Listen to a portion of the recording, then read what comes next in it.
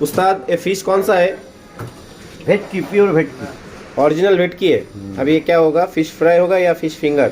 Fish finger. Fish finger.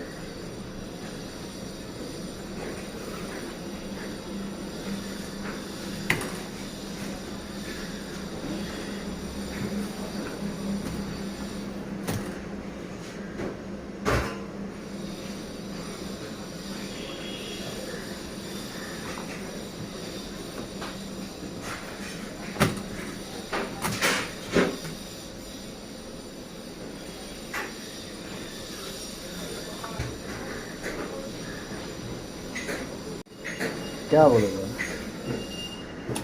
बोलने वाला का टाइम ही नहीं है अभी, जो है ज़्यादा उसी को कितना माछ में, फिश में कितना जाएगा, कितने पीस होगा फिश फ्राई? काटेगा तो देख लो। हाँ, हाँ, खाना है मछली फिश। काटेगा इसके बाद। तो वीडियो कर रहा है देखो। खाना बोल के सब खाना कर दिया। मटन बनाया ना बढ़िया से, सबको थोड़ा थोड़ा ग्रेवी दे देना, ठीक है।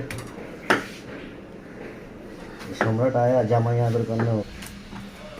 एक एक साइज देखो, साइज फिश फिंगर। আর কথা বলে কি হবে, মটন খায়। আমার কথাই শোনা যাবে না, সব ব্যবস্থা তো আছে এখানে। শান্ত নদীর লজ্জা সবের মধ্যে কিছু না, বুঝেছিস।